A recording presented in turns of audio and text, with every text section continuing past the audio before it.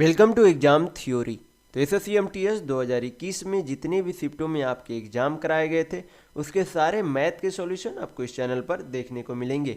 तो आज हम लोग इस वीडियो में 7-10-2021 के शिफ्ट 2 के सारे मैथ के प्रश्नों के सॉल्यूशन इस वीडियो में देखेंगे। तो वीडियो के अंत तक जरूर बने रहिएगा। तो अगर आप इस चैनल पर नए हैं तो हमारे चैनल को सब्सक्राइब जरूर कर ले। यह हमारा सोशल मीडिया प्लेटफॉर्म है, आप हमसे यहाँ भी जुड़ सकते हैं। इसके लिंक आपको इस वीडियो के डिस्क्रिप्शन बॉक्स में मिल जाएंगे और इस वीडियो को अपने दोस्तों के साथ शेयर करना बिल्कुल भी नहीं भूलिएगा। तो टोटल आपके इतने डेट और शिफ्टों में एग्जाम कराए गए थे। इस वीडियो में हम लोग 7-10-2021 के शिफ्ट 2 के सारे मैथ के प्रश्नों के सॉल्यूशन देखने वाले हैं। बाकी जो भी आपको यहाँ पर पीला में देखने को मिल रहा है वो सारे शिफ्टों के मैथ के सॉल्यूशन इस चैनल पर पहले ही कराए जा चुके हैं। तो अगर वो वीडियो आपको देखना है तो हमारे चैनल के प्लेलिस्ट में जाकर देख सकते हैं। तो चलिए बढ़ते आज के प्रश्नों की ओर। देखेंगे क्वेश्चन नंबर 1। यहाँ पर क्वेश्चन में दिया गया है कि ए और बी की वर्तमान आयु का अनुपात 6:5 है। 4 वर्ष पूर्व यह अनुपात 5:4 था। 10 वर्ष बाद ए और बी की अनुपात यानी कि आयु का अनुपात क्या होगा, ये आपसे पूछा जा रहा है। तो यहाँ पर जो है सबसे पहले ए और बी की वर्तमान आयु का अनुपात कितना दिया गया है, 6:5। और 4 वर्ष पूर्व का जो है अनुपात कितना है, 5:4 है। तो दोनों में हमें क्या देखने को मिल रहा है, ए वाले जो वर्तमान आयु था और 4 वर्ष पूर्व जो आयु का अनुपात था, दोनों में हमें डिफरेंस कितने यूनिट का देखने को मिल रहा है, तो 1 यूनिट का डिफरेंस देखने को मिल रहा है। और जब बी में भी हम लोग चेक करेंगे तो इन दोनों में भी हमें 1 यूनिट का ही डिफरेंस देखने को मिल रहा है। यानी कि इस 1 यूनिट का वैल्यू कितने वर्ष के बराबर है, 4 वर्ष के बराबर है। तो 1 यूनिट का वैल्यू कितना आ गया, 4 साल। कितना आ गया आपके, 4 साल। पूछा क्या जा रहा है, ए और बी की आयु 10 वर्ष बाद का। तो पहले वर्तमान आयु निकाल लेते। तो ए और बी का वर्तमान आयु कितना हो जाएगा, ए का जो है वर्तमान आयु 6 यूनिट था।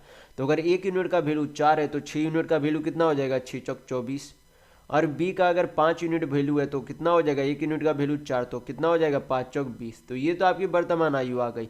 पूछा क्या जा रहा है, 10 वर्ष बाद की आयु का अनुपात पूछा जा रहा है। तो दोनों में क्या कर देंगे, दोनों में 10-10 साल की वृद्धि हो जाएगी। तो क्या करेंगे, 10-10 जोड़ देंगे। कितना हो जाएगा, ए की 10 वर्ष बाद की आयु 34 साल और बी की 10 वर्ष बाद की आयु कितनी हो जाएगी, 30 साल हो जाएगी। क्या करेंगे, यहाँ पर 2 से काटेंगे, ये 17 बार में चला जाएगा। ये कितने बार में चले जाएंगे, 15 बार में। यानी कि 10 वर्ष बाद आयु का अनुपात कितना हो जाएगा, 17:15। तो यहाँ पर आपके ऑप्शन नंबर 1 बिल्कुल सही होंगे। नेक्स्ट क्वेश्चन देखेंगे क्वेश्चन नंबर 2। यहाँ पर क्वेश्चन में बोला जा रहा है कि 5 कंपनियों के मोटरसाइकिल की मांग और उत्पादन को यहाँ पर क्या किया गया है, ग्राफ में दर्शाया गया है।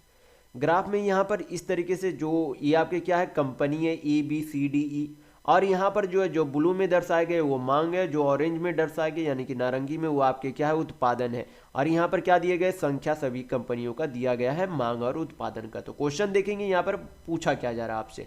अगर आपको अंक नहीं नजर आ रहा होगा तो मैं जो क्वेश्चन में जिस अंक की जरूरत है मैं वो नंबर यहाँ पर साइड में लिख दूंगा। तो पहले मैं हम लोग यहाँ पर क्वेश्चन पढ़ लेता हूँ।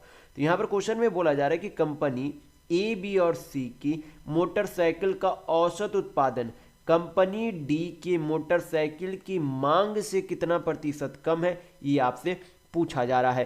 तो यहाँ पर जो है सबसे पहले ए का जो है मांग, सॉरी ए का मांग नहीं उत्पादन है। तो ए का उत्पादन कितना था, 75,000 था। कितना था, 75,000।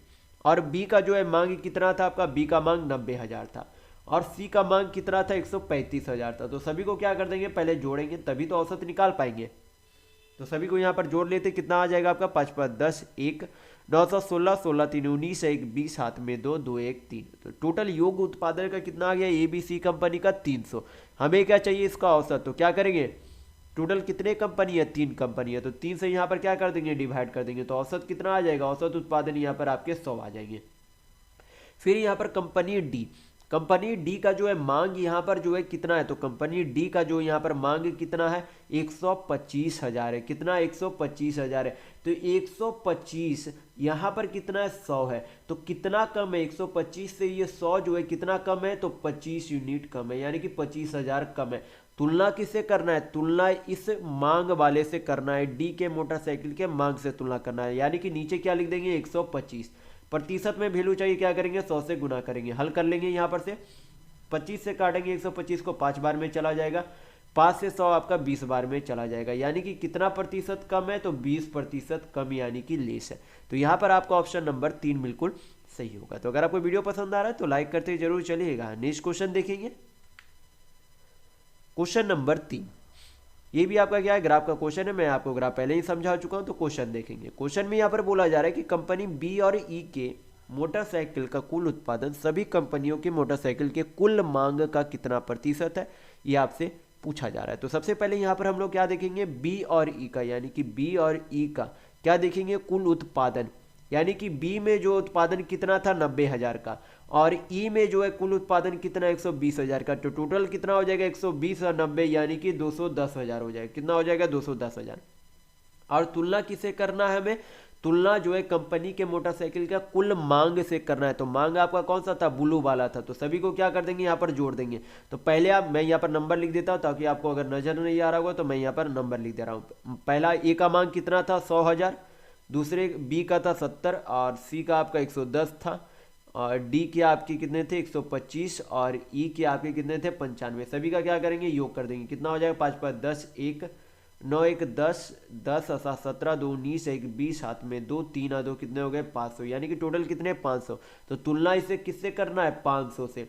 प्रतिशत में वैल्यू चाहिए, क्या करेंगे 100 से गुना करेंगे, हल करेंगे, आपका आंसर आ जाएगा। तो यहाँ पर से 1 शून्य 2 शून्य, 2 शून्य से 2 शून्य चला गया। 5 से 10 कितने बार में चला जाएगा, 2 बार में। तो 21 दूनी आपका कितना हो जाएगा 42%। तो कितना प्रतिशत है 42%। तो यहाँ पर आपका ऑप्शन नंबर 4 बिल्कुल सही होगा। नेक्स्ट क्वेश्चन देखेंगे, क्वेश्चन नंबर 4। यहाँ पर क्वेश्चन में दिया गया है कि एक 10 मीटर लंबे और 8 मीटर चौड़े आयताकार प्लॉट के बाहर चारों ओर एक 6 मीटर चौड़ा रास्ता है। तो रास्ते का क्षेत्रफल यानी कि एरिया क्या होगा, ये आपसे पूछा जा रहा है। तो यहाँ पर सबसे पहले क्या करेंगे, एक आयत में बना देता हूँ। फिगर से मैं आपको समझाने की कोशिश करता हूँ कि क्वेश्चन में असल में बोला क्या जा रहा है। तो इसकी लंबाई कितनी दी गई है, जो आपका प्लॉट है उसकी लंबाई 10 मीटर है, चौड़ाई कितनी दी गई है 8 मीटर। फिर बोला गया कि इसके जो है चारों तरफ से क्या बनाया गया, एक रास्ता बनाया गया। ये जो आपका क्या है, ये आपका समान रास्ता है। फिगर में थोड़ा सा ऊपर नीचे देखने को मिल रहा होगा, उससे कोई भी फर्क नहीं है। ये जो रास्ता है चारों तरफ से क्या है, समान है। और जो रास्ते की चौड़ाई है वो कितनी है 6 मीटर है। कितनी आपकी है 6 मीटर है। चौड़ाई चारों तरफ से कितनी है 6 मीटर है। तो पूछा जा रहा है कि अगर ये चौड़ाई, इसकी रास्ते की चौड़ाई 6 मीटर है, तो इस रास्ते का क्षेत्रफल कितना होगा वो हमें बताना है। तो हम लोग क्या करेंगे, इस बाहर वाले रेक्टेंगल का, यानी कि इस बाहर वाले आयत का एरिया से अगर अंदर वाले आयत का एरिया यानी कि क्षेत्रफल माइनस कर दे तो क्या निकल जाएगा, रास्ते का क्षेत्रफल निकल जाएगा। तो यहाँ पर हम लोग क्या करेंगे, सबसे पहले ये बाहर वाले जो आयत की लंबाई कुल कितनी हो जाएगी, 10 मीटर तो अंदर की थी, और 6 क्या हो जाएगी, इधर भी 6 मीटर चौड़ा, इधर भी 6 मीटर चौड़ा, यानी कि कुल कितना हो जाएगा 12 मीटर चौड़ा। 12 और 10 कितने हो जाएंगे 22 मीटर, यानी कि 22 मीटर। और चौड़ाई कितनी हो जाएंगे, लंबाई तो 22 मीटर हो गई, चौड़ाई कितनी हो जाएगी आपकी यहाँ पर से, चौड़ाई तो पहले 8 मीटर थी, 6 दोनों तरफ जुटेगी तो 12 8 कितने हो जाएंगे 20 मीटर। यानी कि क्षेत्रफल निकालने का आपको ये भी पता होना चाहिए कि रेक्टेंगल के क्षेत्रफल यानी कि आयत का क्षेत्रफल निकालने का फॉर्मूला क्या होता है, लेंथ इंटू ब्रेथ, यानी कि लंबाई गुना चौड़ाई होता है। तो लंबाई कितना आपका 22 मीटर, चौड़ाई कितना है 20 मीटर, ओवरऑल एरिया कितना हो जाएगा बाहर का, तो आपका 22 दूनी 44 यानी कि 440 मीटर स्क्वायर हो जाएगा। अब क्या करेंगे, अंदर का एरिया निकालेंगे। तो अंदर का एरिया कितना हो जाएगा, लंबाई कितनी है 10, चौड़ाई कितनी है 8, 8 इंटू 10 करेंगे तो कितना हो जाएगा 80 मीटर स्क्वायर। पूछा क्या जा रहा है, रास्ते का क्षेत्रफल, तो क्या करेंगे माइनस कर देंगे। तो कितना आ जाएगा माइनस करने पर 440 माइनस 80 करेंगे, यानी कि 360 मीटर स्क्वायर क्या आ गई, ये आपकी रास्ते का क्षेत्रफल आ गया।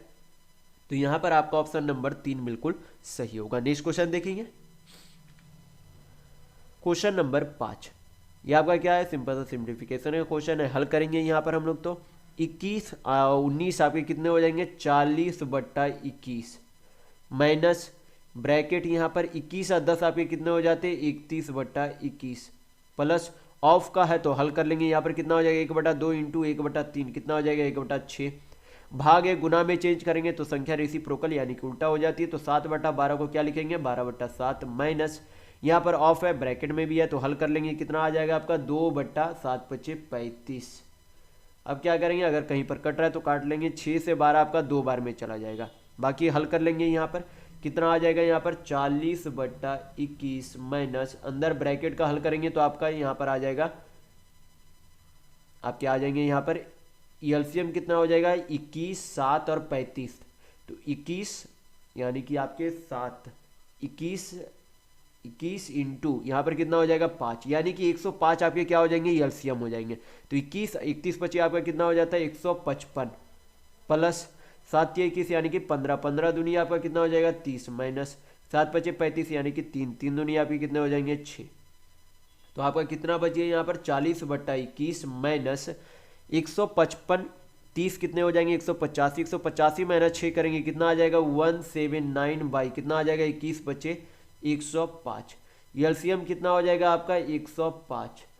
तो 40 बचे कितना हो जाएगा 200 माइनस कितने हो जाएंगे 179। तो आपका कितना आ जाएगा डिफरेंस 21 बटा कितना आ जाएगा 105। 21 से 105 कितने बार में चला जाएगा 5 बार में, यानी कि आंसर आपका कितना आ जाएगा 1/5 यानी कि 1/5। तो यहाँ पर आपका ऑप्शन नंबर 4 बिल्कुल सही होगा। नेक्स्ट क्वेश्चन देखेंगे क्वेश्चन नंबर 6। यहाँ पर क्वेश्चन में दिया गया है कि कक्षा ए और बी में कुल छात्रों की संख्या 92 यानी कि 92 है। कक्षा ए में छात्रों की संख्या कक्षा बी में छात्रों की तुलना में 30% अधिक है। तो कक्षा बी में छात्रों का औसत वजन कक्षा ए में छात्रों का औसत वजन से 50% अधिक है। यदि कक्षा ए और बी में सभी छात्रों का औसत वजन 56 kg है तो कक्षा बी में छात्रों का औसत वजन कितना है, ये आपसे पूछा जा रहा है। तो यहाँ पर सबसे पहले क्या करेंगे ए, यहाँ पर बी लिख देते। यहाँ पर जो है 30% का फ्रैक्शन वैल्यू कितना होगा, 30% का फ्रैक्शन वैल्यू कितना होगा 3/10, यानी कि 10 यूनिट क्या है 10 कक्षा ए में, यहाँ पर क्या बोला गया कि कक्षा ए में छात्रों की संख्या कक्षा बी में अधिक, कक्षा बी से किस में अधिक है ए में अधिक है, यानी कि अगर बी में 10 यूनिट छात्र है तो उससे 3 यूनिट अधिक किस में छात्र है ए में छात्र है। तो 3 यूनिट अधिक 10 से यानी कि 13 यूनिट किस में छात्र है ए में और 10 यूनिट किस में छात्र है बी में। 13 यूनिट ए में छात्र है और 10 यूनिट बी में छात्र है। फिर यहाँ पर बोला गया कि जो बी का छात्र का औसत वजन है ए के छात्र के औसत वजन से 50% अधिक है। तो 50% का फ्रैक्शन वैल्यू कितना होता है 1/2। तो यहाँ पर से हमें पता चलता है कि जो बी का औसत वजन है वो 1 से 1 यूनिट अधिक है, यानी कि ए का अगर औसत वजन 2 यूनिट है तो बी का कितना हो जाएगा 3 यूनिट, यानी कि ये 2 यूनिट तो ये कितना हो जाएगा 3 यूनिट औसत वजन हो जाएंगे। तो यहाँ पर से जो हमें क्या चाहिए फिर से जो है बी छात्रों का औसत वजन ही चाहिए, यानी कि हमें संख्या से कोई भी मतलब नहीं है। यहाँ पर संख्या नहीं भी रहेगी तो इस मेथड से बिना संख्या के भी बना सकते हैं।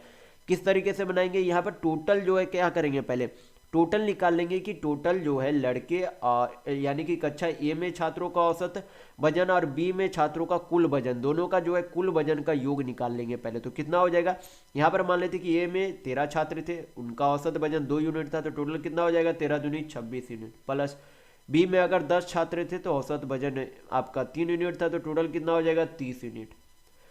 30 यूनिट इधर आपके क्या हो गया कक्षा में छात्रों का कुल वजन हो गया, और यहाँ पर दोनों कक्षाओं का औसत वजन कितना दिया गया था 56 kg। और टोटल कितने लोग यहाँ पर हम लोगों ने माना है 13 छात्र माना कि ए में थे और 10 छात्र माना कि बी में थे, तो टोटल कितने छात्र हो गए 23 छात्र हो गए। तो इधर भी कुल वजन इधर भी कुल वजन क्या हो जाएंगे आपस में बराबर हो जाएंगे। 26 और 30 आपके कितने हो जाते हैं 56 यूनिट। 56 यूनिट का वैल्यू कितना हो जाएगा 56 × 23, तो 56 से 56 आपका चला गया। 1 यूनिट का वैल्यू कितना आ जाएगा 23, कितना आ जाएगा 23। तो यहाँ पर आपसे क्या पूछा जा रहा है बी में छात्रों का औसत वजन, तो बी के छात्रों का औसत वजन कितना था 3 यूनिट। तो अगर 1 यूनिट का वैल्यू 23 है तो 3 यूनिट का वैल्यू कितना हो जाएगा 23 × 69। तो यहाँ पर आपका ऑप्शन नंबर 4 बिल्कुल सही होगा। नेक्स्ट क्वेश्चन देखेंगे क्वेश्चन नंबर 7। यहाँ पर क्वेश्चन में बोला जा रहा है कि यदि एक आयत की प्रत्येक भुजा में 12% की वृद्धि की जाती है तो उसके क्षेत्रफल में कितने प्रतिशत की वृद्धि होगी, ये आपसे पूछा जा रहा है।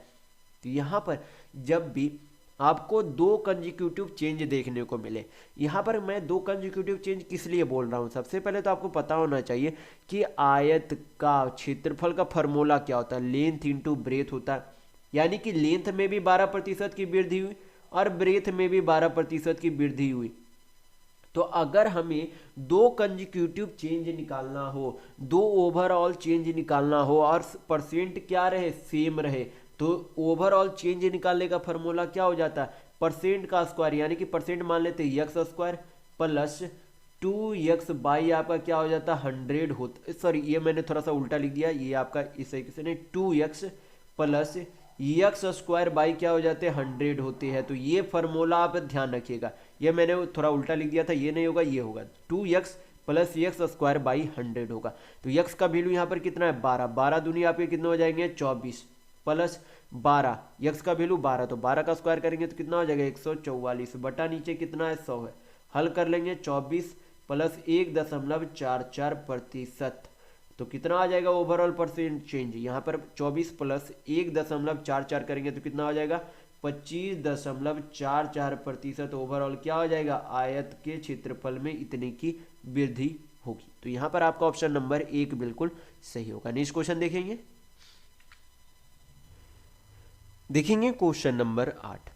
यहाँ पर क्वेश्चन में दिया गया है कि 832 रुपये में एक वस्तु को बेचने पर अर्जित लाभ इस वस्तु को 448 रुपये में बेचे जाने पर होने वाली हानि के बराबर है।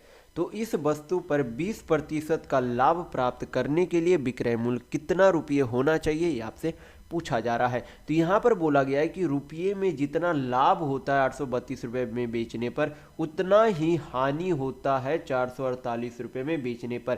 तो यहाँ पर हम लोग क्या कर सकते हैं, लाभ को भी यक्स मान लेते और हानि को भी यक्स मान लेते, क्योंकि लाभ और हानि रुपये में समान है। तो ये आपका क्या है एसपी है, ये आपका क्या है यहाँ पर प्रॉफिट है, ये भी आपके क्या है एसपी है। तो आपको पता होना चाहिए कि एसपी माइनस आपका क्या हो जाता है, एसपी माइनस आपका क्या होता है प्रॉफिट होता है, या फिर एसपी प्लस आपका क्या हो जाता है लॉस होता है। दोनों क्या हो जाते हैं सीपी के बराबर होते हैं। तो हम लोग यहाँ पर क्या करेंगे वही चीज करेंगे, एसपी यानी कि विक्रय मूल्य कितना दिया गया 832 रुपया, माइनस क्या कर देंगे प्रॉफिट, प्रॉफिट कितना हुआ x रुपये के बराबर, एसपी आपका दूसरा वाला विक्रय मूल्य कितना था 448 रुपया, लॉस कितने का हुआ x रुपये का, तो x इसमें जोड़ देंगे, x उधर चला जाएगा तो क्या हो जाएगा 2x हो जाएगा बराबर 448, इसमें से माइनस करेंगे तो आपका कितना आ जाएगा यहाँ पर, आपके यहाँ पर 5 यानी कि 332 और 52 आपके कितने हो जाएंगे 384, कितने हो जाएंगे 384, 2 से काटेंगे कितने बार में चला जाएगा 19 दूनी 38 यानी कि 192 आएंगे, कितने आ जाएंगे आपके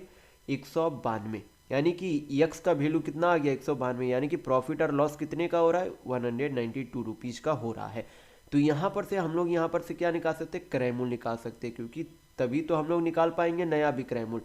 तो क्रय मूल्य का मैंने क्या बताया, या तो एसपी माइनस प्रॉफिट कर दीजिए या फिर एसपी प्लस लॉस कर दीजिए। तो एसपी यहाँ पर पहला वाला विक्रय मूल्य कितना था 832 रुपया, माइनस क्या कर देंगे प्रॉफिट, कितना है लाभ 192 रुपये का, तो 832 माइनस 192 करेंगे तो आपका कितना आ जाएगा यहाँ पर से 0, यहाँ पर से आपका 13 तो 4 और यहाँ पर से 7 में से गया 6, यानी कि वस्तु का क्रय मूल्य कितना आ गया 640 रुपये। तो यहाँ पर क्या बोला जा रहा है कि उस वस्तु को 20% के लाभ पर बेचा जाएगा। तो 20% का फ्रैक्शन वैल्यू कितना हो जाता है 1/5, यानी कि 5 यूनिट का सामान 1 यूनिट के लाभ यानी कि 6 यूनिट में बेचा जाएगा। तो क्या करेंगे यहाँ पर हल कर लेंगे, आपका नया विक्रय मूल्य आ जाएगा। तो 5 से काटेंगे कितने बार में चला जाएगा, यहाँ पर 12 × 5 = 60, 25 × 8 = 40, हल कर लेते हैं। यहाँ पर से इकाई अंक तो 8 × 6 = 48 होगा, 4 है नहीं होगा, 0 है नहीं होगा, 8 यहाँ पर हो सकता है, ये आपका नहीं, यानी कि आपका ऑप्शन नंबर 3 बिल्कुल सही होगा, बाकी सभी ऑप्शन छट गए।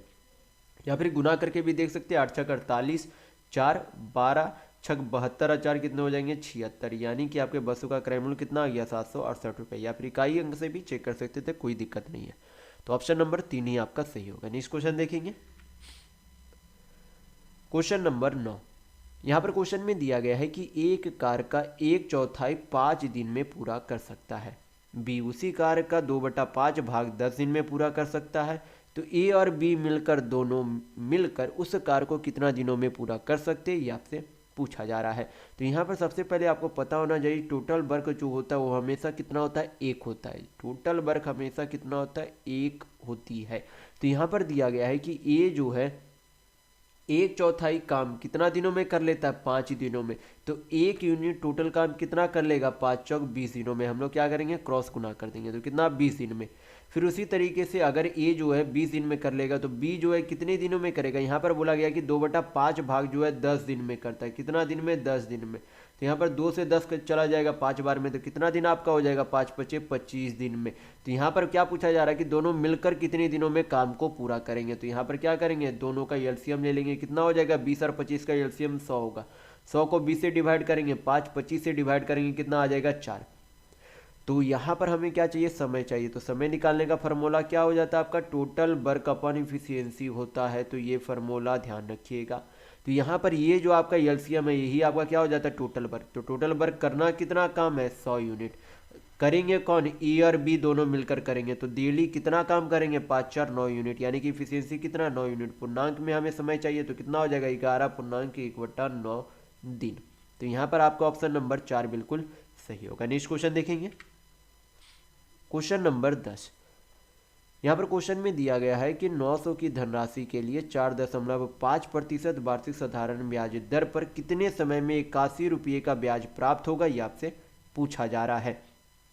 तो यहाँ पर जो है सिंपल सा फार्मूला आपको पता होना चाहिए कि साधारण ब्याज निकालने का फार्मूला क्या होता है, principal into rate into time by 100। Principal यानी कि मूलधन, रेट यानी कि दर, टाइम यानी कि समय, और सिंपल इंटरेस्ट यानी कि साधारण ब्याज होता है। तो फार्मूला ध्यान रखिएगा। तो यहाँ पर प्रिंसिपल यानी कि मूलधन कितना दिया गया है, 900 रुपये। रेट यानी कि दर कितना दिया गया, 4.5%। और आपका यहाँ पर समय निकालना यानी कि टी का वैल्यू निकालना है, बटा नीचे 100, साधारण ब्याज कितना दिया गया, 81 रुपये। पॉइंट हटा देंगे, नीचे 1 शून्य आर आ जाएगा। हल कर लेते, 2 शून्य 2 शून्य आपका चला गया। 9 से 81 9 बार में, 9 से 45 2 बार में, 5 से 10 2 बार में, यानी कि टाइम बराबर कितना आ गया, 2। यानी कि कितने साल का समय लगेगा, तो 2 साल का समय लगेगा। तो यहाँ पर आपका ऑप्शन नंबर 2 बिल्कुल सही होगा। नेक्स्ट क्वेश्चन देखेंगे, क्वेश्चन नंबर 11।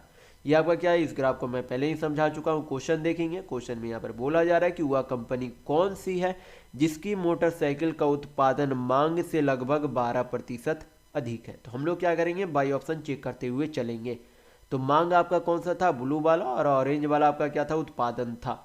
तो यहाँ पर जो है ई में सबसे पहला ऑप्शन ई है। तो ई में जो है मांग कितना था, 95, उत्पादन कितना हुआ 120। तो कितना अधिक है यहाँ पर, तो 120 उत्पादन हुआ, 95 जबकि मांग था। तो कितना अधिक था, यहाँ पर उत्पादन जो है मांग से कितना अधिक था, तो 25 अधिक था। तुलना किससे करना है, मांग से हमें तुलना करना है। तो यहाँ पर क्या हो जाएगा, बटा नीचे 95, प्रतिशत में वैल्यू चाहिए, 100 से गुना करेंगे, 5 से काटेंगे तो ये 5 बार में, ये 19 बार में, यानी कि 500/19। तो कितना हो जाएगा, 19 दूनी 38, यानी कि ये 20% से भी ऊपर चली जाएगी। यानी कि आपका ऑप्शन नंबर ई गलत है। डी का चेक करेंगे, डी में जो है कितना है, 125 यूनिट है मांग है, और 140 यूनिट यानी कि 140,000 क्या है, उत्पादन है। तो कितना अधिक है, 140 माइनस 125 करेंगे, यानी कि 15,000 अधिक है।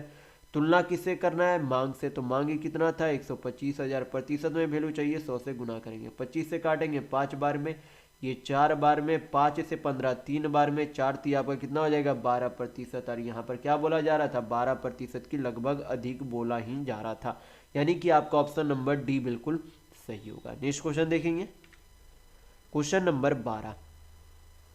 यहाँ पर क्वेश्चन में दिया गया है कि स्थिर जल में नाव की चाल 30 किलोमीटर प्रति घंटा और धारा की चाल 6 किलोमीटर प्रति घंटा है।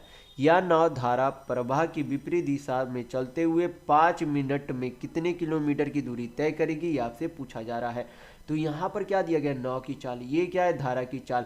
जब धारा की विपरीत दिशा में जाती है तब क्या चाल होता है, नाव की चाल माइनस धारा की चाल होती है। जब कोई नाव धारा की विपरीत दिशा में चाल जाती है तो वो यानी कि विपरीत दिशा में नाव जाती है तब उसकी ओवरऑल चाल क्या होती है, नाव की चाल माइनस धारा की चाल। तो नाव की चाल माइनस धारा की चाल कितनी हो जाएगी, 24 किलोमीटर प्रति घंटा। यानी कि ये ओवरऑल चाल हो गई जब वो नाव विपरीत दिशा में चलेगी। हमें क्या चाहिए, दूरी चाहिए, यानी कि डिस्टेंस निकालने का फार्मूला क्या होता है, स्पीड इंटू टाइम, यानी कि दूरी बराबर चाल इंटू समय होता है। तो ये फार्मूला ध्यान रखिएगा। तो यहाँ पर जो है चाल कितना आ गया हम लोग का, 24 किलोमीटर प्रति घंटा, समय कितना है 5 मिनट, लेकिन दूरी किस में है, किलोमीटर प्रति घंटा में, सॉरी दूरी नहीं, चाल आपकी किलोमीटर प्रति घंटा में है। चाहिए हमें दूरी किस में, किलोमीटर में, तो समय भी किस में होना चाहिए, घंटा में होना चाहिए। तो मिनट को घंटा में चेंज करने के लिए 60 से डिवाइड करेंगे, 5 से 60 काटेंगे 12 बार में, 12 से 24 2 बार में, यानी कि कितनी दूरी आ जाएगी, 2 किलोमीटर। तो यहाँ पर आपका ऑप्शन नंबर 1 बिल्कुल सही होगा। नेक्स्ट क्वेश्चन देखेंगे, क्वेश्चन नंबर 13। यहाँ पर क्वेश्चन में दिया गया है कि x रुपये की एक राशि को ए, बी और सी के बीच इस प्रकार विभाजित किया जाता है कि ए और बी के हिस्सों का अनुपात 7:12 और बी और सी के हिस्सों का अनुपात 8:5 है। यदि ए और सी के हिस्सों में 219 रुपये का अंतर है तो यक्स का मान कितना होगा, ये आपसे पूछा जा रहा है। तो हमें क्या निकालना है, सबसे पहले ए बी सी का निश्चित अनुपात में वैल्यू निकालना होगा। किस तरीके से निकालेंगे, ए और बी का जो अनुपात कितना है 7:12, बी और सी का अनुपात कितना 8:5 है। जो ब्लैंक का स्पेस है इन दोनों जगह को क्या करेंगे, बगल वाली संख्या लिख देंगे, ऊपर नीचे नहीं, बगल वाली संख्या। 12 यहाँ पर है तो यहाँ पर 12, यहाँ पर 8 है तो बगल में 8 लिख देंगे, ऊपर नीचे नहीं देखना, बगल में देखना। हल कर लेते हैं। अगर कॉमन कोई संख्या दिख रही है तो काट लेंगे पहले। तो हमें कॉमन सभी में 4 दिख रही है तो 4 से काट लेते हैं। यहाँ पर है 4 दूनी 8, यहाँ भी 4 दूनी 8 और यहाँ पर कितने हो जाएंगे 4 तिया 12। अब क्या कर लेते हैं, यहाँ पर कोई कॉमन हमें अब नहीं दिख रही तो अब क्या कर लेते हैं, यहाँ पर गुना कर लेते हैं। कितना हो जाएगा आपका 7 दूनी 14 अनुपात 12 दूनी 24, 5 तिया कितना हो जाएगा 15। यानी कि ए बी सी का निश्चित अनुपात कितना आ गया 14:24:15। फिर बोला गया है कि कुल ए और सी के बीच का अंतर कितने रुपये का अंतर है, 219 रुपये का अंतर। और यहाँ पर से यूनिट में डिफरेंस कितने का है, तो 1 यूनिट का डिफरेंस है। यानी कि 1 यूनिट का वैल्यू कितने रुपये के बराबर है, तो 219 रुपये के बराबर है। पूछा क्या जा रहा है, यक्स का वैल्यू। तो यक्स का वैल्यू कितना था, यक्स का वैल्यू वह था जो कुल राशि थी। यानी कि हमें क्या निकालना है, टोटल यूनिट का रुपये में चेंज करना है। तो यहाँ पर 1 यूनिट का वैल्यू 219 रुपये, तो टोटल यूनिट कितना है धनराशि के रूप में, तो 4 4 8 5 13, हाथ में 1 4 1 5, यानी कि कुल जो है कितना यूनिट है 53 यूनिट है। तो अगर 1 यूनिट का वैल्यू 219 है तो 53 यूनिट का वैल्यू निकालने के लिए क्या करेंगे, 53 इंटू 219 करेंगे। तो इकाई अंक कितना हो जाएगा 9 तिया 27, कितने हो जाएंगे 9 तिया 27। तो यहाँ 1 है गलत हो जाएगा, 7 है ये हो सकता है, 1 है नहीं होगा, 1 है नहीं होगा। यानी कि एक ही ऑप्शन आपका मैच करता है जिसका इकाई अंक 7 है, यानी कि आपका ऑप्शन नंबर 2 बिल्कुल सही होगा। तो गुना करने पर कितना आपका आ जाएगा 11,607 रुपये। तो यहाँ पर ऑप्शन नंबर 2 सही है। नेक्स्ट क्वेश्चन देखेंगे, क्वेश्चन नंबर 14। यहाँ पर क्वेश्चन में दिया गया है कि 7500 रुपये की धनराशि वार्षिक रूप से चक्रवृद्धि होने वाली एक निश्चित चक्रवृद्धि ब्याज पर 2 वर्ष बाद 8748 रुपये हो जाती है। तो इसी धनराशि के लिए पहले की ब्याज की दर से दोगुनी दर पर 3 वर्ष का साधारण ब्याज कितना होगा, ये आपसे पूछा जा रहा है। तो यहाँ पर सबसे पहले हमें क्या निकालना होगा, रेट निकालना होगा। तो मैंने पिछले वाले वीडियो में ही बताया था कि जब आपका अमाउंट दिया हुआ रहे, प्रिंसिपल दिया हुआ रहे और आपका समय दिया हुआ रहे और आपसे क्या पूछे, रेट पूछे, यानी कि दर पूछे, तो रेट निकालने का फॉर्मूला मैंने बताया था कि जब आपका 2 साल रहे तो क्या हो जाता, अंडर रूट, 3 साल रहे तो क्यूब रूट, 4 साल रहे तो फोर्थ रूट, उस तरीके से होता है। तो इसमें क्या करते, अमाउंट बाय प्रिंसिपल यानी कि मिश्र धन बटा मूलधन लिखते। तो मिश्र धन आपका कितना है 8748 रुपये और मूलधन आपका कितना है 7500 रुपये। क्या करेंगे, कट रहा है तो काट देंगे। कितने बार में चला जाएगा आपका, 8 4 12 8 7 15, यानी कि 3 से भी कटी है, 4 से यानी कि 12 से कटेगी। तो 12 से काट लेते तो 12 छक 72, 12 छक अभी कितने हो गए 72, 3 बचे तो 12 दूनी 24, 12 पच्चीस 60। फिर यहाँ पर 12 से ऊपर काटेंगे तो 12 सत्ते 84, 3, 12 दूनी 24, 12 नमा 108, 729 किसका स्क्वायर होता है 27 का, और 625 किसका स्क्वायर होता है 25 का। यानी कि ये जो है क्या आ गया, 1 साल का अमाउंट आ गया और ये जो है क्या है, मूलधन है। यानी कि ये मिश्र धन है 1 साल का और ये जो है मूलधन है। तो 1 साल में 25 यूनिट की धनराशि कितना यूनिट हो जाती है, 27 यूनिट हो जाती है। यानी कि कितने यूनिट का ब्याज लग रहा है, 2 यूनिट का। किससे तुलना करेंगे, रेट चाहिए तो मूलधन से तुलना करेंगे, प्रतिशत में वैल्यू चाहिए 100 से गुना करेंगे। 25 से 100 काटेंगे 4 बार में चला जाएगा, यानी कि रेट आपका कितना आ जाएगा 8%। हमें क्या पता चल गया, रेट पता चल गया। तो अब बोल रहा है कि पहले जितना ब्याज दर था अब क्या कर दिया गया, ब्याज दर को दोगुना कर दिया गया। तो पहले अगर 8% था तो दोगुना कितना हो जाएगा, 16% हो जाएगा। तो यहाँ पर अब हमें पता चल गया कि प्रति वर्ष कितना वर्ष साधारण ब्याज लगेगा, तो 16% का ब्याज लगेगा। टोटल कितने साल तक ब्याज लगता है, 3 साल तक। तो ओवरऑल 3 साल में कितना ब्याज लग जाएगा, तो 16 तिया 48% कुल क्या लग जाएगा, ब्याज लग जाएगा। तो पूछा क्या जा रहा है, 3 साल का साधारण ब्याज पूछा जा रहा है, यानी कि 7500 का क्या पूछा जा रहा है, 48% रुपये में वैल्यू पूछा जा रहा है। तो हमें क्या निकालना होगा, 7500 का 48% निकालना होगा। परसेंट हटा देंगे नीचे, 100 चला जाएगा, 2 शून्य 2 शून्य चला गया, 75 इंटू 48 करेंगे कितना हो जाएगा आपका 150, 15 चौक 60, 0 60, 150, 300 360, यानी कि 3600 आपका क्या आ गया, साधारण ब्याज। तो यहाँ पर आपका ऑप्शन नंबर 3 बिल्कुल सही होगा। नेक्स्ट क्वेश्चन देखेंगे, क्वेश्चन नंबर 15। यहाँ पर क्वेश्चन में दिया गया है कि तीनों कारों के चाल का अनुपात 3:4:8 के अनुपात में है, तो समान दूरी तय करने के लिए इन कार द्वारा कितना समय का, यानी कि समय का अनुपात क्या होगा, यानी कि कितना होना चाहिए, ये आपसे पूछा जा रहा है। तो यहाँ पर मैं पिछले वाले ही वीडियो में इस तरह का भी एक क्वेश्चन था, तो मैंने उसमें बताया था कि चाल का उल्टा क्या होता है, समय होता है। यानी कि स्पीड जो है इनडायरेक्टली प्रोपोर्शनल, स्पीड जो है इनडायरेक्टली प्रोपोर्शनल होता है किसके, टाइम के, यानी कि समय के। तो ये ध्यान रखिएगा, यानी कि चाल का उल्टा समय और समय का उल्टा चाल होता है, तो ये ध्यान रखिएगा। तो अगर चाल का अनुपात 3:4:8 है, तो समय का अनुपात कितना हो जाएगा, उल्टा करेंगे। उल्टा निकालने के लिए क्या करेंगे, यहाँ पर जब हमें पहले की चाल चाहिए तो पहला को नहीं गुना करके क्या करेंगे, बाकी दो बचे अंकों को गुना करेंगे, तो कितना हो जाएगा 8×4=32 अनुपात। अब हमें क्या चाहिए, बी का चाहिए, बी का समय चाहिए, तो इसे नहीं लेकर क्या करेंगे, 3 और 8 का गुना करेंगे, कितना हो जाएगा 8×3=24 अनुपात। अब हमें तीसरे का चाहिए, तो तीसरा को हटाकर इन दोनों का गुना कर देंगे, कितना हो जाएगा 4×3=12। कट रहा है तो काट देंगे, ये 4 से 8 बार में चला जाएगा, ये 6 बार में चला जाएगा, ये 3 बार में चला जाएगा, यानी कि समय का अनुपात कितना आ जाएगा आपका 8:6:3 आएगा, यानी कि आपका ऑप्शन नंबर 3 बिल्कुल सही होगा। नेक्स्ट क्वेश्चन देखेंगे क्वेश्चन नंबर 16। यहाँ पर क्वेश्चन में दिया गया है कि यदि x धनात्मक राशि है तो 3x का मान क्या होगा यदि इतने का वैल्यू निकालने पर हमें x का वैल्यू प्राप्त हो जाए। तो क्या पूछा जा रहा है, 3x का वैल्यू पूछा जा रहा है। तो क्या करेंगे, हल करेंगे इसे। तो यहाँ पर जो है जब इस तरीके का बार दिया हुआ रहे संख्या पर, तो कैसे हल करते हैं वो मैं आपको बता देता हूँ। तो यहाँ पर पॉइंट के बाद कौन कौन से आएंगे, 423 है, तो यहाँ पर पहले क्या करेंगे 423 लिख देंगे। जितने अंकों पर बार नहीं है उतना क्या कर देंगे, माइनस कर देंगे, यानी कि 42 पर क्या है, बार नहीं है, तो 42 माइनस कर देंगे।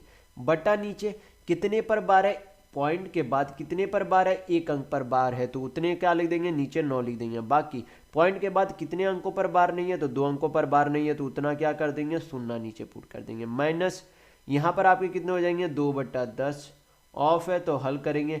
यहाँ पर कितना है, 52.5 है, यानी कि पॉइंट हटा देंगे, नहीं तो नीचे 10 चला जाएगा। फिर क्या है, आपके भाग है 84 बटा आपके कितने हो जाएंगे, 100 हो जाएंगे नीचे, बराबर आपके कितने हो जाएंगे, x² माइनस यहाँ पर उसी तरीके से जैसे कि यहाँ पर मैंने बार वाला हल किया, तो उसी तरीके से हल करेंगे। 21 माइनस कितने पर बार नहीं है, 2 पर बार नहीं है, तो 2 नीचे 2 माइनस कर देंगे, बटा पॉइंट के बाद कितने अंकों पर बार है, तो एक अंक पर, कितने पर नहीं है, तो 2 पर नहीं है, तो -9 यहाँ पर बटा नीचे 900 हो जाएगा, प्लस आपके कितने हो जाएंगे, 125 बटा नीचे क्या हो जाएंगे 10।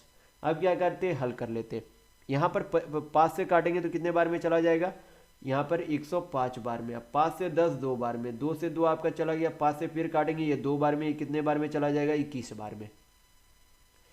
फिर आपका कितने बार में, ये आपके 5 5 5 25,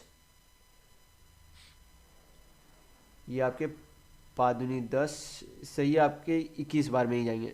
बाकी फिर हल कर लेते हैं हम लोगों का। यहाँ पर कितना आएगा, 423 माइनस 42 करेंगे तो आपके कितने आ जाएंगे, इधर 23 और उधर 17, यानी कि 19, तो कितने हो जाएंगे 381 बटा 900 माइनस आपके कितने आ जाएंगे, यहाँ पर से 21/2 भाग है, सामने वाली संख्या को गुना में चेंज करेंगे तो सामने वाली संख्या रेसिप्रोकल यानी कि उल्टा हो जाएगी। तो 84/100 को क्या लिख सकते हैं, 100/84।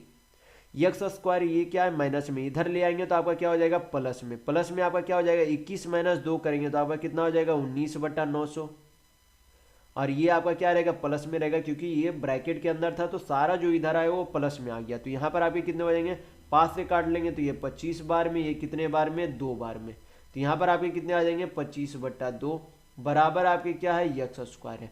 हल कर लेते, 21 से 84 आपके कितने बार में, 4 बार में, 4 से 100 कितने बार में 25 बार में, तो यहाँ पर 381/900 प्लस 19/900 करेंगे तो कितना हो जाएगा आपका 400/900, और यहाँ पर आपके क्या है 25/2 है माइनस में, यहाँ पर 25/2 है प्लस में, क्या हो जाएंगे कट जाएंगे, बराबर आपके कितने हो जाएंगे x²। 2 शून्य 2 शून्य चला गया तो x का वैल्यू आपका कितना आ जाएगा, यहाँ पर से होल, यहाँ पर x² है उधर भेजेंगे तो अंडर रूट चला जाएगा, यानी कि ये कितना आ जाएगा x का वैल्यू 2/3। पूछा क्या जा रहा है यहाँ पर 3x का वैल्यू पूछा जा रहा है, यानी कि x का वैल्यू अगर 2/3 है तो 3x का वैल्यू कितना हो जाएगा 3 × 2/3, तो 3 से 3 चला गया, यानी कि आपका आंसर कितना आ जाएगा 2। तो यहाँ पर आपका ऑप्शन नंबर 1 बिल्कुल सही होगा। नेक्स्ट क्वेश्चन देखेंगे। Question number 17। यहाँ पर क्वेश्चन में दिया गया है कि ठहराव को छोड़कर एक बस की चाल 60 किलोमीटर प्रति घंटा है और ठहराव सहित बस की चाल 51 किलोमीटर प्रति घंटा है, तो बस प्रति घंटा कितने मिनट के लिए रुकती है, ये आपसे पूछा जा रहा है। तो यहाँ पर से जो है 60 किलोमीटर प्रति घंटा के हिसाब से जाता है, यानी कि हमें 1 घंटा में कितना मिनट होता है, 60 मिनट में, यानी कि अगर 60 किलोमीटर प्रति घंटा की चाल से वो जा रहा है तो प्रत्येक मिनट में वो कितने किलोमीटर चलेगा, 1-1 किलोमीटर चलेगा, यानी कि 1 मिनट में वह 1 किलोमीटर चलता है। तो 51 किलोमीटर वह कितने समय में चल चुका होगा, 51 मिनट में ही वह 51 किलोमीटर चल चुका होगा। टोटल कितना समय लेकिन लिया, 60 मिनट समय लिया, यानी कि अगर दूरी उसे नॉर्मल स्पीड से बिना रुके तय करता तो 51 मिनट में तय कर लेता, लेकिन उसने कितना समय लिया, 60 मिनट समय लिया, यानी कि कितना मिनट रुक गया, तो 60 माइनस 51, यानी कि बस जो है कितने समय के लिए रुकी थी, तो 9 मिनट के लिए रुक गई थी। तो यहाँ पर आपका ऑप्शन नंबर 3 बिल्कुल सही होगा। नेक्स्ट क्वेश्चन देखेंगे, क्वेश्चन नंबर 18। यहाँ पर क्वेश्चन में दिया गया है कि एक धात्विक बेलनाकार पाइप का आयतन 1232 सेंटीमीटर क्यूब है। यदि बाहरी त्रिज्या 7 सेंटीमीटर और मोटाई 2 सेंटीमीटर है तो पाइप की लंबाई कितनी है, ये आपसे पूछा जा रहा है। तो मैं यहाँ पर थोड़ा सा फिगर से आपसे समझाने की कोशिश करता हूँ कि असल में बोला क्या जा रहा है। पहले क्या करेंगे, एक पाइप बना लेते, इस तरीके से आपका क्या है, पाइप है। फिर यहाँ पर क्या किया गया, इसे जो है इस तरीके से यहाँ पर इसका जो है ये है, तो ये भी आपके क्या हो गया, इधर आपका ये हो गया, ये हो गया आपका। तो इसकी जो मोटाई दी गई है वो कितना दिया गया, ये जो पाइप की मोटाई है ये जो असल में कितना है, 2 सेंटीमीटर है, कितना है, 2 सेंटीमीटर है। और यहाँ पर इसका जो है ये जो है पाइप का जो वॉल्यूम दिया गया है वो कितना दिया गया, 1232 सेंटीमीटर क्यों दिया गया। और ये जो बाहरी त्रिज्या दी गई, यानी कि यहाँ से लेकर यहाँ तक की लंबाई, ये जो बाहरी त्रिज्या वो कितनी दी गई है, 7 सेंटीमीटर दी गई। तो इस अंदर वाले की त्रिज्या कितनी हो जाएगी, तो अंदर वाले की त्रिज्या कितनी हो जाएगी, 7 माइनस 2 सेंटीमीटर करेंगे, यानी कि कितनी हो जाएगी, 5 सेंटीमीटर हो जाएगी। तो अगर जो है इस पाइप का हमें वॉल्यूम निकालना है तो सबसे पहले तो वॉल्यूम का फार्मूला पता होना चाहिए। वॉल्यूम का फार्मूला आपका क्या हो जाता है, पाई आर स्क्वायर एच। तो ये ध्यान रखिएगा, बेलन के आयतन का फार्मूला होता है। तो पाई को क्या लिख सकते हैं, 22/7। एच का हमें वैल्यू चाहिए तो एच से डिनोट कर देंगे। आर स्क्वायर यहाँ पर आपका क्या हो जाएगा, आर स्क्वायर यहाँ पर होगा बाहर की त्रिज्या का स्क्वायर माइनस क्या कर देंगे, अंदर की त्रिज्या का स्क्वायर माइनस कर देंगे। तो बाहर की त्रिज्या कितना है, 7×7=49, अंदर की त्रिज्या कितना, 5 सेंटीमीटर, माइनस कितना हो जाएगा स्क्वायर उसका, -25, और टोटल वॉल्यूम कितना दिया गया, यानी कि आयतन 1232 सेंटीमीटर क्यूब। हल कर लेते हैं यहाँ पर से, 22 से काटेंगे तो 22×5 110, अब 22 यहाँ पर कितना हो गया, 13, यानी कि 22×6 132। एच इंटू आपके कितने हो जाएंगे, यहाँ पर माइनस करेंगे तो आपका 24, और इधर आपके कितने हो जाएंगे, 56×7। 4 से कट रहा है तो 6 बार में, ये 14 बार में, यानी कि एच बराबर आपके कितने आ जाएंगे, 14×7=98। ये सॉरी, ये आपका 2 से अभी भी कट रहा है तो काट लेते हैं, ये 3 बार में, ये 7 बार में, तो कितना हो जाएगा, 7×7=49/3। डेसिमल में वैल्यू पूछा जा रहा है, कितना हो जाएगा आपका, 16×3=48.1 बचा, यानी कि 16.3 सेंटीमीटर ये क्या आ गई, उस बेलन की ऊंचाई आ गई। तो यहाँ पर आपका ऑप्शन नंबर 2 बिल्कुल सही होगा। नेक्स्ट क्वेश्चन देखेंगे, क्वेश्चन नंबर 19।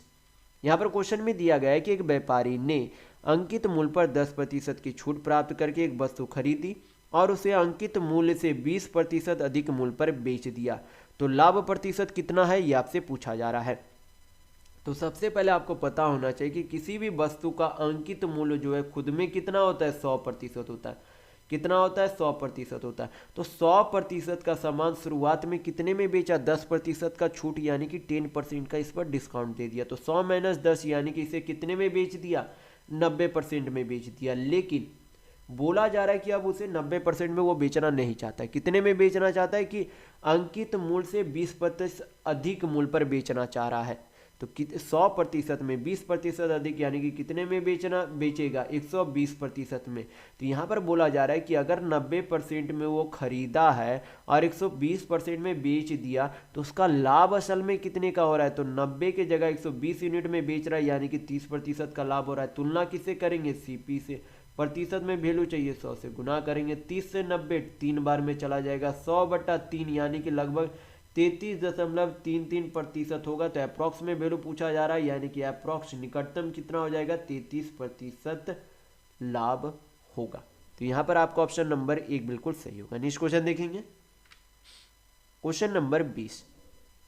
यहाँ पर क्वेश्चन में दिया गया है कि 15 पुरुष एक कार्य को 12 दिन में पूरा कर सकते हैं, 18 महिलाएं उसी कार्य को 15 दिन में पूरा कर सकती है, तो 5 पुरुष और 3 महिलाएं उसी कार्य को कितना दिन में पूरा करेंगे, ये आपसे पूछा जा रहा है। तो यहाँ पर सबसे पहले हमें क्या निकालनी होगी, मैन और वुमेन यानी कि आदमी और औरत की कार्य क्षमता निकालनी होगी कि एक आदमी कितनी क्षमता से काम करते हैं और एक औरत कितने की क्षमता से काम करती है। तो यहाँ पर मान लेते कि एक पुरुष की कार्य क्षमता यम है और एक महिला की कार्य क्षमता डब्लू है। टोटल वर्क निकालने का फॉर्मूला क्या होता है, टोटल वर्क बराबर एक तो आपका होता है इफिशियंसी इंटू टाइम, तो यहाँ पर क्या हो जाएगा, इफिशियंसी इंटू टाइम ही होगा।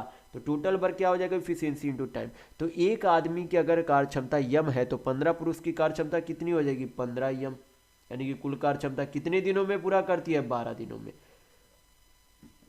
और जब इसी काम को महिलाएं करती है तो 18 महिलाएं मिलकर, तो अगर एक महिला की कार्य क्षमता डब्लू है तो 18 महिला की कार्य क्षमता 18 डब्लू हो जाएगी। कितने दिनों में करती है, 15 दिनों में। दोनों समान काम को करती है तो कुल कार्य क्या हो जाएगा, बराबर हो जाएगा। हल कर लेते, 15 से 15 चला गया, 6 से 12 2 बार में चला जाएगा, 18 3 बार में, यानी कि एक आदमी की कार्य क्षमता कितने आ गए, 3 यूनिट, और एक औरत की कार्य क्षमता कितनी आ गई, 2 यूनिट आ गई। तो यहाँ पर हमें क्या निकालना होगा कि 5 पुरुष और 3 महिलाएं कितने की कार्य क्षमता से काम करेंगे। तो एक पुरुष अगर 3 यूनिट की कार्य क्षमता से काम करते तो कुल कितना काम करेंगे, 15 यूनिट। अगर एक महिला जो है 2 यूनिट की कार्य क्षमता से काम करती है तो कुल कितना काम करेगी, 3 दूनी 6 यूनिट। तो अगर दोनों मिलकर काम करती है तो एक दिन में कितना काम कर लेगी, 15 6 21 यूनिट काम करेगी। कितने दिनों में करेगी वो हमें समय निकालना, यानी कि दिनों की संख्या बराबर इधर टोटल वर्क, किधर का भी टोटल वर्क बराबर कर देंगे, या तो इधर का टोटल वर्क बराबर कर ले या फिर इधर का टोटल वर्क बराबर कर ले, सेम है। तो यहाँ पर हम लोग क्या करते हैं, पुरुष का यहाँ पर टोटल वर्क कर लेते हैं। तो एक आदमी की कार्य क्षमता कितनी थी, 3, तो 15 आदमी की कितनी हो जाएगी, 15 3 45, कितना दिनों में कर लेते हैं, 12 दिनों में। हल कर लेंगे, यहाँ पर दिनों की संख्या आ जाएगी।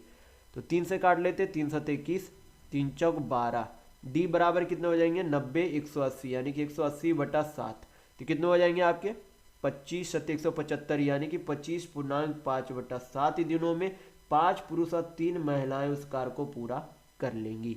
तो यहाँ पर आपका ऑप्शन नंबर 1 बिल्कुल सही होगा। नेक्स्ट क्वेश्चन देखेंगे, क्वेश्चन नंबर 21। यहाँ पर क्वेश्चन में दिया गया है कि वह छोटी से छोटी संख्या कौन सी है जिसे 15 25 35 और 40 से विभाजित किए जाने पर क्रमशः 10 20 30 35 शेषफल बचता है। तो सबसे पहले जो है इस तरीके का प्रश्न में हमें क्या करना होता है, के का वैल्यू निकालना होता है। के का वैल्यू क्या होता है, यहाँ पर जो संख्याएं दी गई है और जो शेषफल दिया गया उन सभी का डिफरेंस सबसे पहले चेक करेंगे कि क्या यहाँ पर डिफरेंस जो आपस में सभी का है वो क्या है, समान है, वही आपके क्या हो जाते, के वैल्यू हो जाते, क्या हो जाते आपके, के का वैल्यू। तो यहाँ पर डिफरेंस सभी का देखेंगे, 15 - 10 5, 25 - 20 5, 35 - 30 5, 40 - 35 5, यानी कि सभी में जो डिफरेंस है वो क्या है, समान है, यानी कि के का वैल्यू कितना आ गया, 5। फिर उसके बाद क्या करेंगे, इन सभी संख्याओं का एलसीएम ले लेंगे। तो एलसीएम निकालने के लिए क्या करेंगे, मैं पहले वाला वीडियो में काफ़ी बार बता चुका हूँ कि सबसे पहले सबसे बड़ी संख्या लेंगे, तो कितनी है, 40। उससे छोटी संख्या 35 है, तो 35 का 5 तो 40 में कॉमन आ गया, बचा क्या, 7, तो 7 लिख देंगे, इंटू 25 का 5 40 में कॉमन आ गया तो बचा क्या, 5, इंटू करेंगे 15 का 5 40 में कॉमन आ गया, बचा क्या, 3। अब क्या कर देंगे, सभी को गुना कर देंगे, आपका एलसीएम आ जाएगा। कितना हो जाएगा आपका, 7 × 5 = 35, 35 दूनी 170 दूनी 140, यानी कि 1400, 14 × 42, यानी कि 42 जो आपकी क्या आ गई, इन सभी संख्याओं का एलसीएम आ गया। और जो यहाँ पर आपका के का वैल्यू आया था, जितना के का वैल्यू आया था उतना क्या कर देंगे, इससे माइनस कर देंगे, तो आपका वो संख्या प्राप्त हो जाएगी जो इन सभी अंकों से विभाजित करने पर प्रत्येक में 10 20 30 और 35 का शेषफल बचेगी। तो कितना हो जाएगा, 4200 - 5 करेंगे, यानी कि 41,000 नहीं, 4195 आपका आंसर आ जाएगा। तो यहाँ पर आपका ऑप्शन नंबर 2 बिल्कुल सही है। नेक्स्ट क्वेश्चन देखेंगे, क्वेश्चन नंबर 22। यहाँ पर क्वेश्चन में दिया गया है कि एक व्यक्ति ने 7% की हानि पर एक वस्तु बेची, यदि वह इसे 10.5% के लाभ पर बेचता तो उसे 105 रुपये अधिक प्राप्त होते। यदि उसे 11% लाभ प्राप्त करने के लिए बेचा जाए तो इस वस्तु का किस मूल्य पर बेचा जाना चाहिए। तो यहाँ पर सबसे पहले आपको पता होना चाहिए कि यहाँ पर जो हानि प्रतिशत दिया गया और यहाँ पर जो लाभ प्रतिशत दिया गया, इन दोनों प्रतिशतों का योगफल ही क्या है, इस रुपये के बराबर है। तो दोनों का प्रतिशत का योग कितना हो जाएगा, 17.5%। कितना हो जाएगा, 17.5%। और 17.5% का फ्रैक्शन वैल्यू कितना हो जाएगा, यहाँ पर फ्रैक्शन वैल्यू नहीं, यहाँ पर फ्रैक्शन में कितना हो जाएगा आपका 35/2%। कितना हो जाएगा, 35/2%। कितने रुपए के बराबर, 105 रुपये के बराबर है। 35 से 105 3 बार में चला जाएगा, तो 1% का वैल्यू कितने रुपये के बराबर आ गया, 6 रुपये के बराबर आ गया। अब हमें क्या चाहिए, पहले सीपी चाहिए, तभी तो विक्रय मूल्य निकाल पाएंगे। तो आपको पता होना चाहिए कि किसी भी वस्तु का विक्रय मूल्य क्रय मूल्य यानी कि सीपी जो है किसी वस्तु का कितना होता है, 100% होता है। यानी कि हमें क्या चाहिए, 100% का असल में वैल्यू चाहिए। तो अगर 1% का वैल्यू 6 रुपये है तो 100% का वैल्यू कितना हो जाएगा, 600 रुपये हो जाएगा। क्या बोला जा रहा है कि 11% के लाभ पर बेचता है। तो 100% का सामान कितने में अब बेचेगा, 111% में बेचेगा। परसेंट हटाएंगे, नीचे 100 चला जाएगा, हल करेंगे, आपका नया विक्रय मूल्य आ जाएगा।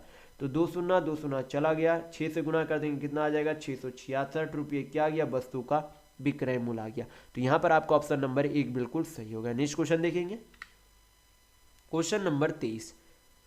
यहाँ पर क्वेश्चन में दिया गया है कि एक सामान असममित बटन में बहुलक और माध्यिका के मान क्रमशः, यानी कि बहुलक यानी कि मॉड कितना है, 7.52, माध्यिका यानी कि मीडियन कितना है, 9.06, वितरण का माध्य कितना होगा यानी कि मीन कितना होगा, ये आपसे पूछा जा रहा है। तो यहाँ पर रिलेशन किस में बन रहा है आपका, मीन, मॉड और मीडियन में रिलेशन आपका बन रहा है। तो एक फार्मूला होता है जो कि ध्यान रखिएगा, फार्मूला आपका क्या हो जाता है, मॉड इक्वल टू आपका 3 median, mode equal to 3 median minus आपका क्या हो जाता है, 2 मीन होता है।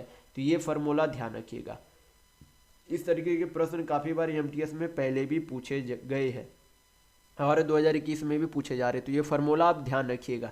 मॉड आपके हो जाते हैं बहुलक, मॉड बहुलक को कहा जाता है, मीडियन आपके माध्यिका को कहे जाते हैं और मीन आपके किसे कहे जाते हैं, माध्य को कहे जाते हैं। तो मॉड आपका बहुलक, मीडियन माध्यिका और मीन आपके माध्य हो गए। अब क्या करेंगे, यहाँ पर वैल्यू पुट कर देंगे, आपका मीन निकल जाएगा।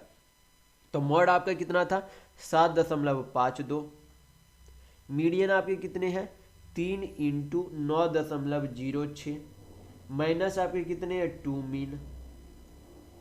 तो यहाँ पर क्या करेंगे, 2 मीन को इधर ले आते हैं आपका, तो कितना हो जाएगा, 2 मीन आपके प्लस में हो जाएंगे, बराबर यहाँ पर 3 से गुना करेंगे तो कितना हो जाएगा, 9 × 27, 6 × 18 यानी कि 27.18।